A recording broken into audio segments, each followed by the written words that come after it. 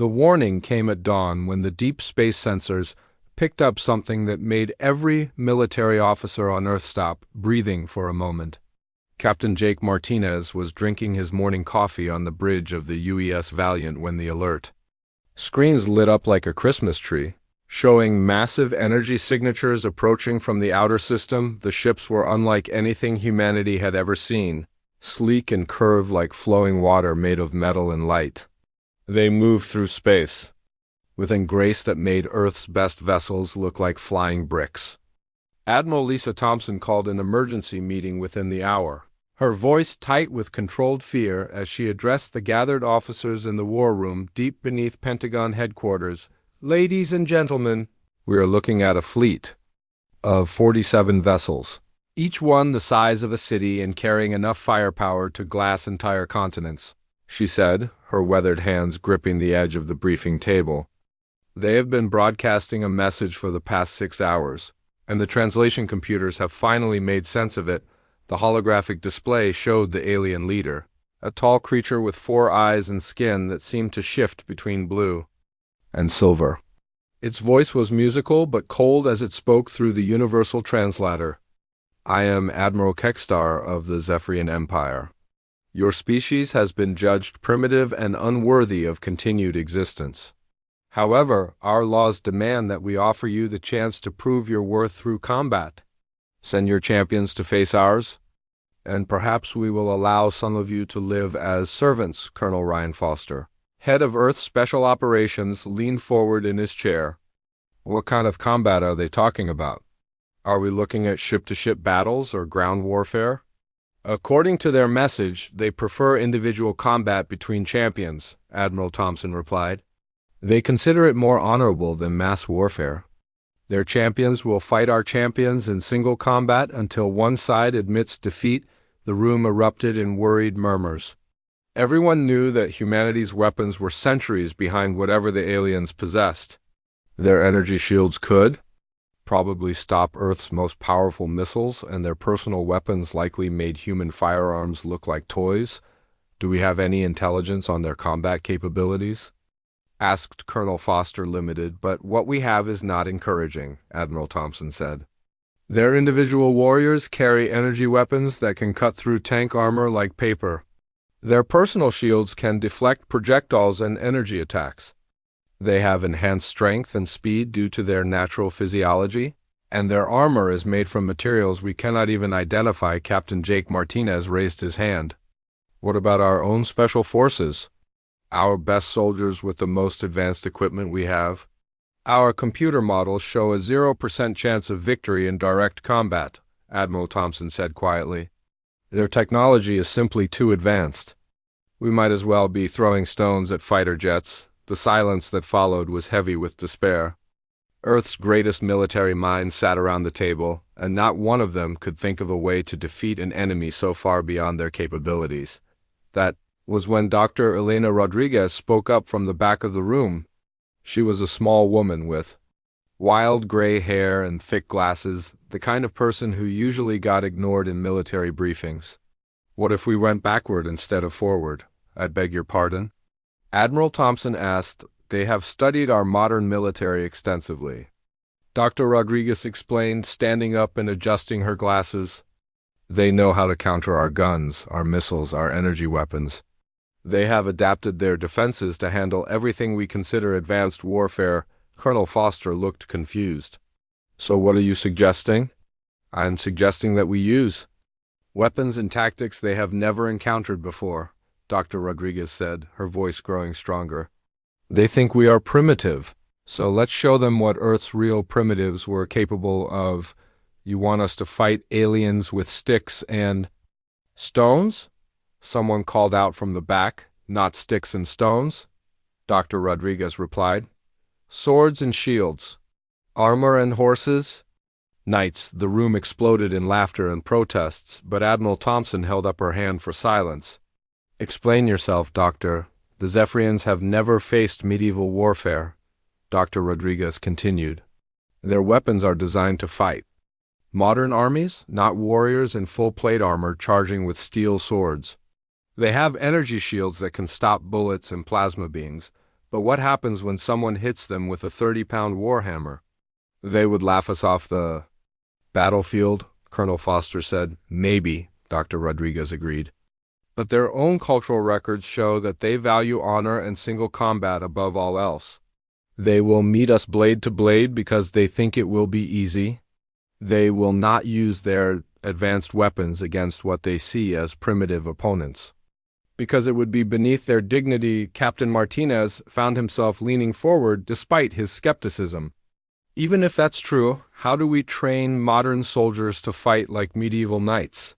And how do we make armor and weapons that can actually hurt them? We combine the best of both worlds, Dr. Rodriguez said, her eyes shining with excitement. We take the fighting techniques and tactics that made knights the masters of medieval battlefields, and we enhance them with modern materials and technology. Titanium steel alloys instead of iron, carbon fiber instead of leather, molecular edge, weapons instead of simple sharpened metal. This is insane. Someone muttered. So was day, Admiral Thompson said quietly. So was every underdog victory in human history. Doctor, how long would you need to train a unit of these knights? 6 months minimum, Dr. Rodriguez replied. I would need complete authority to select candidates and design their equipment. And I would need the best blacksmiths, metallurgists, and historical warfare experts we can find. The room fell silent again as everyone considered the proposal. It was crazy, desperate, and probably doomed to failure. But it was also the only plan anyone had offered that gave humanity even a slim chance of survival. Admiral Thompson looked around the table at her officers. All in favor of Operation Chivalry? One by one, hands rose into the air. It was not because anyone truly believed it would work, but because the alternative was surrender and slavery. Dr. Rodriguez, you have your authority, Admiral Thompson said. May God help us all. 3 hours later. Recruitment notices went out to every military base on Earth. The message was simple.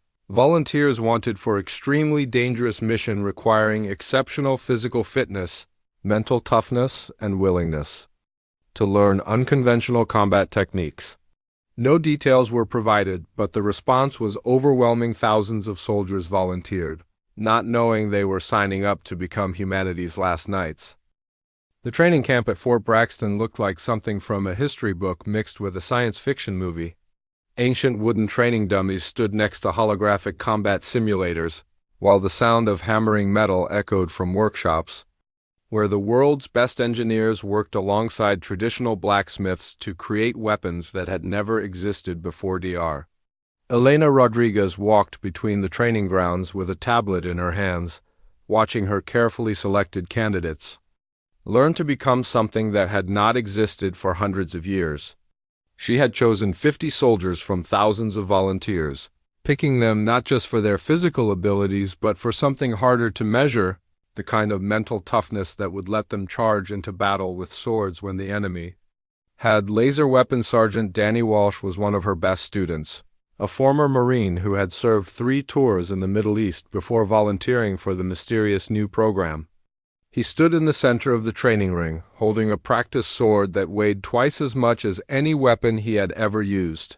His instructor, Master Sergeant Amy Carter, circled him like a predator, her own wooden sword moving in patterns that seemed to flow like water. Your problem is that you are still thinking like a modern soldier, Amy said, her voice calm but firm. You want to keep your distance, use cover, think tactically. But a knight does not hide behind rocks and trees. A knight charges straight at the enemy and trusts his armor and skill to keep him alive. Danny wiped sweat from his forehead and adjusted his grip on the heavy practice sword. This feels completely backward to everything I learned in the Marines. Good, Amy replied. Because everything you learned in the Marines is exactly what the aliens expect. They have studied human military tactics for months, maybe years. They know how we fight with guns and grenades. But they have never seen a human warrior who fights with steel and courage. She moved suddenly, her practice sword cutting through the air toward Danny's head. He barely managed to raise his own weapon in time to block the strike, the impact sending shock waves through his arms. Before he could recover, Amy's sword was at his throat. dead again, she said matter-of-factly. You hesitated. A knight never hesitates. When you see an opening, you attack. When the enemy attacks, you counterattack. There is no middle ground in sword fighting across the training ground. Lieutenant Ben Harper was learning to use a weapon that would have been familiar to warriors from 1,000 years ago. The war hammer in his hands was not the small tool that carpenters used, but a massive weapon with a steel head that could crush armor and break bones. The handle was 3 feet long and covered in specially designed grips that would not slip. Even when wet with blood, the hammer is not about speed, his instructor explained. It is about timing and power. You wait for the right moment, then you strike with everything you have. One good hit can end a fight. Ben swung the hammer at a practice dummy, and the impact sent pieces of straw and wood flying in all directions. The dummy's chest caved in completely, and the wooden frame cracked down the middle. It feels like cheating, he said. Breathing heavily from the effort, tell that to the alien who tries to block it with his energy shield, the instructor replied. Dr. Rodriguez's computer models show that kinetic weapons like yours will go right through their defensive systems. They have never had to deal with blunt force trauma. In another part of the camp, Corporal Megan Stone was learning to use the most advanced crossbow ever built. The weapon looked medieval from a distance, but up close it was clearly something that belonged in the 21st century. The bow was made from carbon fiber and titanium, and the bolts were tipped with special metals that could disrupt energy fields. The crossbow is perfect for this mission, her instructor explained. It is quiet, accurate, and completely unexpected. The aliens will not recognize it as a threat until it is too late. Megan loaded a practice bolt and aimed at a target 50 yards away. The crossbow made barely any sound when she fired, but the bolt hit the center of the target with enough force to punch completely through the thick wood. How many shots do I get before they figure out what I am doing? With luck enough, the instructor said. Remember, you are not trying to win a long battle. You just need to kill your target and move on to the next one. The most impressive part of the training was not the weapons, but the armor. Dr. Rodriguez had convinced the military to give her access to the most advanced materials laboratories in the world, and the results were incredible. The armor looked like something from the Middle Ages, but was actually made from layered composites that could stop bullets and absorb energy blasts. The first time Danny put on his full suit of armor, he felt like he was wearing a tank. The metal was polished to a mirror shine, and every piece fit perfectly against his body. The helmet completely covered his head and face, but the built-in display systems gave him better vision than his natural eyes. How much does this weigh? He asked, flexing his arms and feeling the smooth movement of the joints. About 60 pounds, Dr. Rodriguez replied. But it is distributed across your entire body, so it feels lighter than it actually is. More importantly, it can stop anything the aliens are likely to throw at you. She handed him his real sword. Not the practice weapon he had been using, but the actual blade he would carry into battle. It was beautiful and terrible at the same time. 3 feet of perfectly balanced steel that seemed to glow with its own inner light.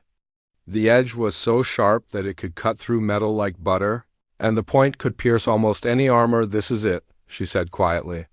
Everything we have worked for comes down to this. In 3 days, you and your team will meet the alien champions in single combat. The fate of the entire human race depends on whether you can prove that knights are still the deadliest warriors in the galaxy. Danny held the sword up to the light, watching the way it caught and reflected the overhead lamps. He had spent months learning to use weapons that had been obsolete for centuries, training in fighting techniques that most people only saw in movies. Now he was going to use all of that knowledge to fight aliens from another star system. You ready? Dr. Rodriguez asked. Danny slid the sword into its sheath and looked around the training ground at his fellow knights. They had all volunteered for this mission, knowing that they would probably die, but they had trained anyway because someone had to stand up for humanity. We are ready, he said, and for the first time since the training began, he actually believed it. The Zephyrian fleet arrived in Earth's solar system like a storm of silver light, their ships moving through space with the kind of grace that made human vessels look clumsy and primitive. Admiral Kekstar stood on the bridge of his flagship, watching the small blue planet through the viewing screen and feeling something close to pity for the creatures who lived there. His 4 eyes studied the tactical displays showing Earth's defensive positions, and he could not help but be amused by what he saw. The humans had arranged their ships in formations that might have been impressive against other primitive species, but against Zephyrian technology they were nothing more than targets waiting to be destroyed. Admiral, his communications officer, said, "We are receiving a transmission from the human fleet commander. Put it through," Kekstar replied, settling back into his command chair with the confidence of someone who had conquered 17 worlds. Admiral Lisa Thompson's face appeared on the main screen, her expression stern but controlled. "I am Admiral Thompson of the Earth Defense Force. Your message has been received and translated. We accept your challenge of single combat between champions." Kekstar's mandibles clicked together in what passed for laughter among his people. How refreshing! Most species try to negotiate or beg for mercy. You humans seem to have some courage. Even if you lack intelligence, we propose that the combat take place on the surface of Earth's moon, Admiral Thompson continued. A neutral location where both sides can observe the proceedings without interference. Acceptable, Kekstar agreed. We shall prepare a suitable arena. How many champions do you wish to sacrifice before you admit defeat? We will send 5 champions, Admiral Thompson replied. If they are defeated, Earth will surrender unconditionally. The alien admiral's eyes widened with genuine surprise. Only 5? Against the finest warriors of the Zephyrian Empire? You are either very brave or very foolish. We prefer to think of it as confident, Admiral Thompson said before ending the transmission 2 hours later. The lunar surface was transformed into something that had never existed before. Zephyrian construction ships had carved out a massive circular arena in one of the moon's craters, complete with atmospheric processors to create a breathable environment. Observation platforms floated above the arena floor, filled with alien nobles who had come to watch what they expected to be a brief and entertaining slaughter. The human transport ship landed at the edge of the arena, its hull scarred and battered compared to the sleek Zephyrian vessels that surrounded it. The airlock opened with a hiss of escaping atmosphere, and the first of Earth's champions stepped onto the lunar surface. Sir Danny Walsh looked like something from a museum come to life, his polished armor reflecting the harsh light of the unfiltered sun. The sword at his side was longer than most men were tall, and his shield bore the symbol of Earth, a blue circle surrounded by stars. He walked with the confident stride of someone who had trained for this moment his entire life behind him.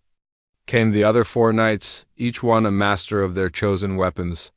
Sir Amy Carter carried a war hammer that could crush steel, while Sir Ben Harper's crossbow was loaded with a bolt that gleamed with deadly purpose. Sir Megan Stone's armor was slightly different from the others, designed for speed and agility, rather than pure protection. The 5th knight, Sir Rick Johnson, wore the heaviest armor of all and carried a massive 2-handed sword that seemed to drink in the light around it. The Zephyrian nobles on the observation platforms began to laugh as they watched the humans take their positions. The sight of warriors in medieval armor seemed like a joke to creatures who wielded weapons that could destroy cities. Are those actually supposed to be soldiers? One of the nobles asked, his crystalline voice carrying clearly in the thin atmosphere. They look like they belong in a museum, another replied. What do they think they can accomplish with those primitive weapons? Admiral Kekstar raised his hand for silence. Perhaps they are more dangerous than they appear. After all, their species did manage to develop space travel using chemical rockets and metal hulls, the first noble scoffed. They are barely more advanced than the creatures we conquered in the Rigel system. The alien admiral gestured toward the arena floor, where his own champion was preparing to enter the combat zone. Velthor the Blade Singer was considered one of the finest warriors in the Empire, his natural exoskeleton enhanced with energy fields that could deflect any known weapon. The plasma sword in his four-fingered hand was hot enough to cut through battleship armor. Begin the first combat, Kekstar announced, his voice echoing across the air. Navather moved with the fluid grace of a born predator, his plasma blade leaving trails of superheated air as he advanced toward Danny. The human knight stood perfectly still, his sword held at rest position, waiting for his opponent to make the first move. You fight with metal and leather, Velther said, his voice modulated through a universal translator. I fight with the power of stars themselves.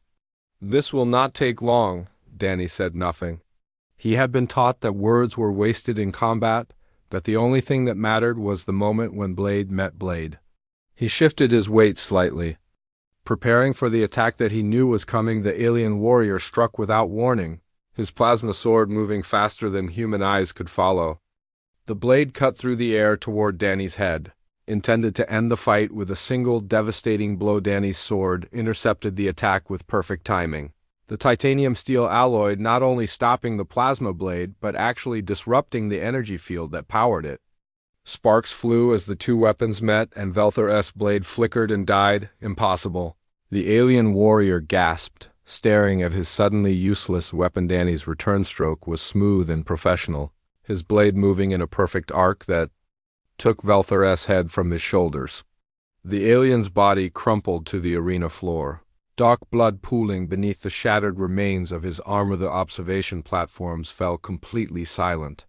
The laughter and casual conversation stopped as if someone had thrown a switch, replaced by a shocked silence that seemed to press down on the arena like a physical weight. Admiral Kekstar leaned forward in his command chair, his four eyes focused intently on the human knight who was calmly cleaning his sword with a piece of cloth. Send down Morden, he said quietly. The second champion was larger than the first, his scarred carapace telling the story of 100 battles fought across the galaxy. He carried twin energy maces that crackled with enough power to level buildings, and his natural strength was enhanced by cybernetic implants that made him nearly unstoppable in close combat. Sir Amy Carter stepped forward to meet him, her warhammer held casually at her side. She looked small compared to the massive alien warrior, but her stance was confident and relaxed. Your friend underestimated us, she said, her voice carrying clearly in the pressurized environment. Are you going to make the same mistake?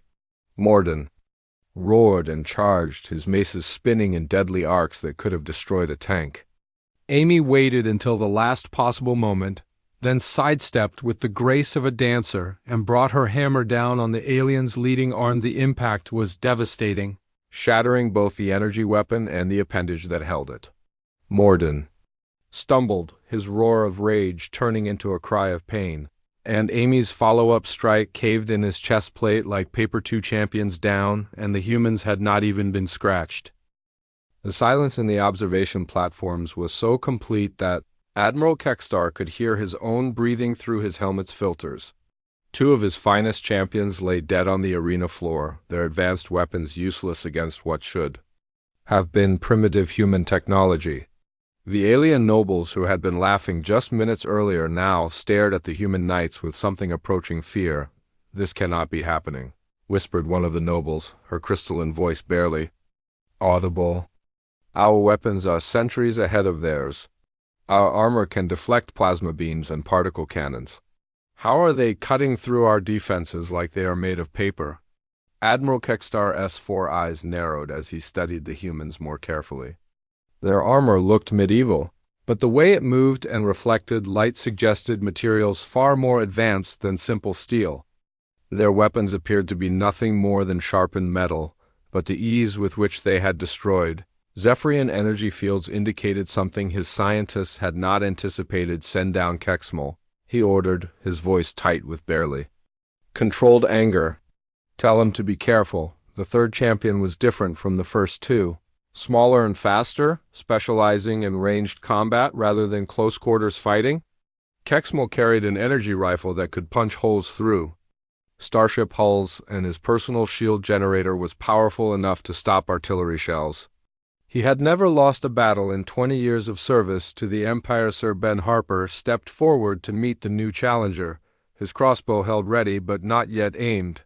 The weapon looked like something from Earth's ancient past, all wood and metal and careful craftsmanship, but the bolt loaded in its channel gleamed with an inner light that suggested advanced technology, a primitive projectile weapon. Kexmal said, his translator making his voice sound almost bored. I have studied your species' history. Your ancestors used such tools to hunt animals. Do you really think it can penetrate my shields? Ben smiled beneath his helmet, the expression hidden but somehow audible in his voice. Why don't we find out? The alien warrior raised his energy rifle and fired 3 quick shots, each one aimed at a different part of Ben's body. The beams struck the knight's armor and scattered harmlessly, the specially designed surface dispersing the energy across its entire area instead of allowing it to penetrate before Kexmal could fire again. Ben's crossbow spoke with a sharp twang. That cut through the arena's artificial atmosphere. The bolt flew straight and true, passing through the alien's energy shield as if it were not there at Kexmal. Looked down at the projectile protruding from his chest with an expression of complete bewilderment. The molecular disruptor tip had done its work, tearing apart the bonds that held his internal organs together. He collapsed without another word, his advanced rifle clattering uselessly beside his body. Next, Ben called out, his tone almost casual. As he loaded another bolt into his crossbow, Admiral Kextar stood abruptly, his command chair scraping against the deck plating. This is impossible, he declared, his voice carrying across the observation platforms. Your weapons are crude metal and wood. Your armor is primitive plate and mail. How are you defeating warriors who have conquered star systems? Dr. Elena. Rodriguez's voice came through the communication array, calm and professorial despite the circumstances. You made the same mistake that every enemy of humanity has made throughout our history, Admiral. You looked at our tools and assumed you understood our capabilities. The holographic image of the elderly scientist appeared in the center of the arena, her wild gray hair and thick glasses making her look more like a librarian than a military strategist. You studied our modern weapons and learned to counter them. You adapted your defenses to handle energy beams and explosive projectiles. But you never bothered to understand what made us dangerous in the first place. She gestured toward the 3 human knights who stood ready for the next challenge. These warriors represent 10,000 years of human evolution in warfare. They carry weapons forged with techniques that your people never developed, made from materials that your scientists never discovered.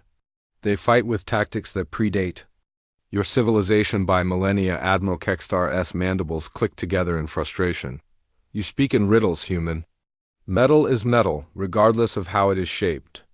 Energy is energy, regardless of how it is focused, is it?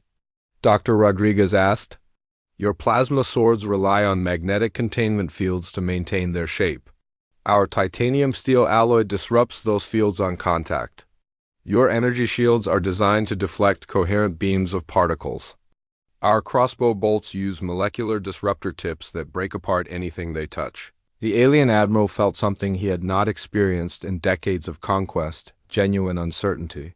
You are saying that your primitive weapons are specifically designed to counter our technology? Not designed, Dr. Rodriguez corrected. Evolved. Humanity spent thousands of years perfecting the art of killing other humans. We learned every possible way to penetrate armor, disrupt shields, and destroy weapons. When you arrived with your advanced technology, we simply applied those ancient lessons to modern materials. Sir Meganstone stepped forward, her lighter armor allowing her to move with the fluid grace of a dancer. Her sword was different from the others, curved slightly and balanced for speed rather than power. You want to see primitive? She called out to the observation platforms. Send down your next champion. The 4th Zephyrian warrior who entered the arena was clearly their best, his armor covered in battle honors and his movements showing the confidence of someone who had never been defeated. He carried a weapon that seemed to shift and change shape as he moved, adapting itself to whatever combat situation he might face. I am War Master Thexton, he announced, his voice carrying the authority of high rank. I have studied your species since we first detected your radio signals. I know your strengths and weaknesses. This ends now. Megan raised her sword in salute, the blade catching the harsh lunar sunlight. Then let's dance. The two warriors began to circle each other, each one looking for an opening that would allow them to strike without exposing themselves to counterattack. Vexton's weapon shifted from a spear to a sword to something that looked like a cross between an axe and a mace, while Megan's blade remained unchanged but seemed to blur with the speed of her movements when they finally clashed. It was with a fury that sent shock waves through the arena floor. Vexton's adaptive weapon tried to match every move that Megan made, but she was fighting with techniques that had been perfected in the battlefields of medieval Europe, refined through centuries of constant warfare between human kingdoms. The alien war master was skilled, perhaps the best fighter his species had ever produced, but he was fighting according to rules that his people had developed for combat against other advanced civilizations. Megan was fighting according to rules that had been written in blood on the fields of Agincourt and Hastings, rules that said the only thing that mattered was who was still standing when the battle ended. Her sword found the gap in his armor just below the left shoulder, sliding between plates that were designed to stop energy beams but had never been tested, against a perfectly placed thrust from a master swordswoman. Vexton fell to his knees, his adaptive weapon clattering away across. The arena floor, 4 champions dead, and the humans were just getting started. Admiral Kextar stared at the arena floor where 4 of his greatest champions lay dead, their advanced weapons scattered and broken around their bodies.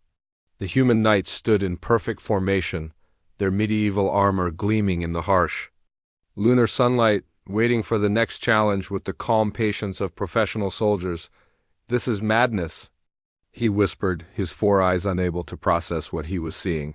"They are using swords against energy weapons and winning. They are wearing metal plates against particle beams and surviving. How is this possible?" The alien nobles in the observation platforms had stopped talking completely, their earlier amusement replaced by a growing sense of dread. These were not the primitive savages they had expected to face, but something far more dangerous, warriors who combined ancient skills with modern technology in ways that the Zephyrian Empire had never encountered. "Perhaps we should reconsider our approach," suggested one of the nobles, her crystalline voice trembling with barely concealed fear. "These humans are clearly not as primitive as our intelligence reports indicated. We cannot retreat now," Admiral Kextar replied, his mandibles clicking together in frustration. "The honor of the Empire is at stake. If word spreads that we were defeated by creatures wielding swords and shields, every species in the galaxy will question our authority." He turned to his military advisors, his expression grim. "Send down all remaining champions at once. Overwhelm them with numbers." "Admiral," one of his officers protested, "the code of honor demands single combat between champions. If we break that tradition now, other species will call us cowards." "Better to be called cowards than to be defeated by primitives," Kextar snarled. "Send them down now." On the arena floor, Sir Rick Johnson stepped forward as 20 Zephyrian warriors entered the combat zone. He was the largest of the human knights, his massive frame encased in the heaviest armor that Earth's engineers could create. The 2-handed sword in his grip was as tall as a normal man and sharp enough to cut through tank armor. "Well," he said to his companions, his voice calm despite the overwhelming odds they faced, "this should be interesting." The other 4 knights moved without hesitation, forming a defensive circle that would have been familiar to any student of medieval warfare. Their shields locked together in an overlapping pattern that had broken cavalry charges for centuries, while their weapons extended through gaps in the formation like the spines of a deadly creature. The 20 Zephyrian champions charged as one, their energy weapons blazing with enough power to level city blocks. The air above the arena turned into a light show of deadly beams and particle streams, all focused on the small group of human warriors who stood their ground like rocks in a storm the knights' shields held, their specially designed surfaces absorbing and redirecting the energy attacks with scientific precision. What looked like simple metal plates were actually complex composites that could handle forces far beyond anything the aliens had expected to encounter. When the first wave of energy blasts died away, the humans counterattacked with the disciplined fury of professional soldiers. Sir Danny Walsh led the charge, his sword cutting through alien armor like it was made of paper. Sir Amy Carter's warhammer shattered energy shields and bones with equal ease, while Sir Ben Harper's crossbow found its mark with mechanical precision. The Zephyrians had never faced opponents who combined ancient tactics with modern materials science. Their individual skills were impressive. Their weapons were centuries ahead of anything Earth had developed, but they had no answer for the disciplined formation fighting that had conquered battlefields for thousands of years. Sir Megan Stone moved through the battle like a deadly dancer, her lighter armor allowing her to slip between enemy attacks while her sword found the weak points in alien defenses. Her blade seemed to be everywhere at once, striking with surgical precision at joints and gaps that the aliens had never thought to protect. Sir Rick Johnson was a force of nature, his massive sword cleaving through multiple opponents with each swing. The aliens tried to surround him, but his armor was too strong and his reach too long for them to get close enough to do damage one by one. The Zephyrian champions fell. Their energy weapons proved useless against armor designed to disperse their power, while the humans' seemingly primitive weapons cut through their defenses with ease. What should have been a quick victory for advanced technology turned into a massacre of epic proportions within minutes. All 20 alien warriors lay dead on the arena floor, their blood mixing with the lunar dust to create dark stains that would remain there for centuries. The 5 human knights stood in the center of the carnage, their armor barely scratched despite the overwhelming firepower that had been directed at them. Observation platforms were silent except for the mechanical sounds of life support systems. Admiral Kekstar sat in his command chair like a statue, his 4 eyes fixed on the impossible scene below. 23 of his finest warriors were dead, killed by 5 humans wielding weapons that belonged in a museum. How? He whispered, his voice barely audible through his helmet's communicator. How did this happen? Dr. Elena Rodriguez's holographic image appeared again in the center of the arena, her elderly face showing no triumph, only the tired satisfaction of someone whose theories had been proven correct. You made the fundamental error that all advanced civilizations make, Admiral. You assumed that newer was always better. She gestured toward the knights, who were cleaning their weapons with the calm efficiency of soldiers who had done this many times before. These warriors represent the pinnacle of human combat evolution. They fight with weapons that have been perfected over 10,000 years of constant warfare.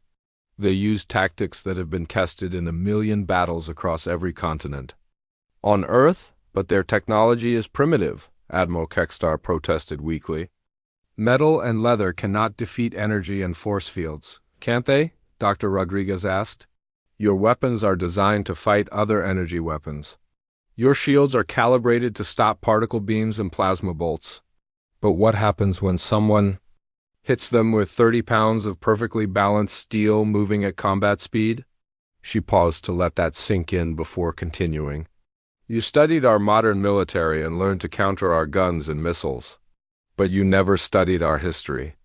You never learned about the warriors who conquered this planet with nothing but courage and sharp metal. Admiral Kekstar felt the last of his confidence crumble as he watched the human knights form up for whatever came next. His fleet was the most powerful force the Zephyrian Empire had ever assembled, but these 5 warriors had just proven that all their advanced technology meant nothing against opponents who refused to fight by the expected rules. What do you want? He asked, his voice defeated. Your surrender, Dr. Rodriguez replied simply. Withdraw your fleet from Earth space and never return. Spread the word to other species that humanity is not as primitive as we appear. The alien admiral looked around at his nobles and officers, seeing his own defeat reflected in their faces. They had come to Earth expecting an easy conquest, but instead they had witnessed something that would haunt them for the rest of their lives. The Zephyrian Empire yields. He said quietly, the words tasting like poison in his mouth. We will withdraw. The Zephyrian fleet began its retreat from Earth space like a wounded animal limping away from a fight it never should have started. Admiral Kekstar stood on his bridge watching the blue planet grow smaller on his viewscreen, his 4 eyes filled with a mixture of shame and disbelief that would stay with him for the rest of his life. The 5 human knights remained on the lunar surface long after the alien ships had disappeared into the darkness between stars, their silhouettes standing guard against the star-filled sky like ancient sentinels protecting something precious. They had done what modern weapons and advanced technology could not do. They had shown the galaxy that humanity was not the primitive species that others believed them. To be Sir Danny Walsh removed his helmet and breathed the recycled air of his suit's life support system, feeling the weight of what they had accomplished settle on his shoulders like a heavy cloak. "Is it really over?" he asked, his voice carrying across the channel to his companions. "This battle is over." Sir Amy Carter replied, her own helmet tucked under her arm as she looked up at the distant stars. "But something tells me this is just the beginning." She was right in ways that none of them could have imagined.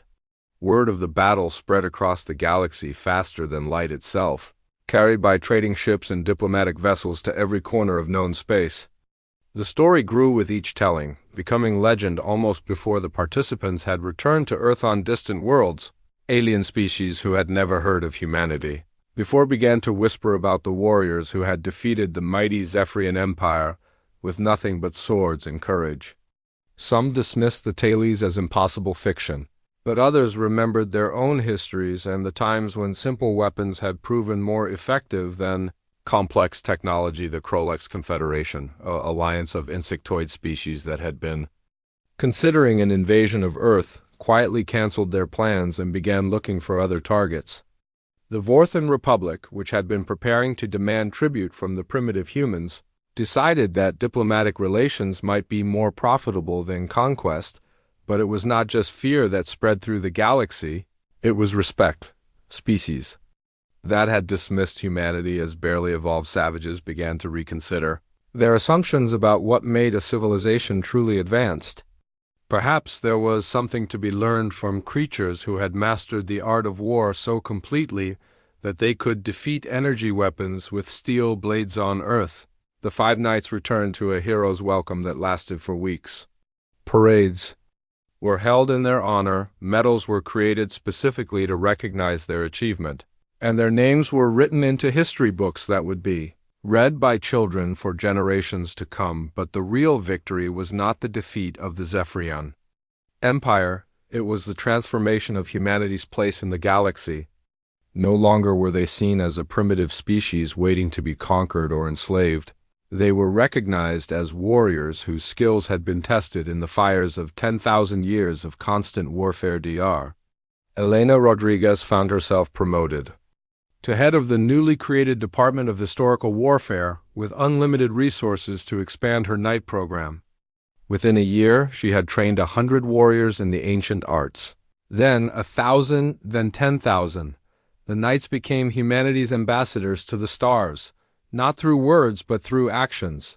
When the Helix Syndicate tried to establish mining operations in human space without permission, a single knight named Sir Paul Davis challenged their champion to single combat and won. When the Spiral Empire demanded that Earth pay protection money, Sir Lisa Morgan defeated 3 of their best warriors in succession. Each victory reinforced the growing legend of humanity's knights. Warriors who could defeat any opponent regardless of how advanced their technology might be. Alien species began to request human knights as mercenaries and bodyguards, paying enormous sums for the services of warriors who had proven themselves. Against impossible odds, Sir Ben Harper established the first off-world knight academy on Mars, where volunteers from across the solar system came to learn the ancient arts of combat. The training was brutal and demanding, but those who completed it became part of an elite brotherhood that was respected throughout the galaxy. Megan Stone founded the Knights of the Void, a special unit that specialized in boarding actions against alien vessels. Their reputation became so fearsome that many enemy ships surrendered rather than face warriors, who could cut through blast doors with their swords and fight in zero gravity with the same skill they showed on planetary surfaces. Sir Rick Johnson became the first knight commander of the Outer Colonies, leading expeditions to establish human settlements on worlds that had never seen intelligent life before. His massive sword and unbreakable armor became symbols of human determination to expand beyond their home system, but perhaps the most important legacy of the battle on Luna was not military but cultural. Humanity had rediscovered something that they had almost lost in their rush toward technological advancement.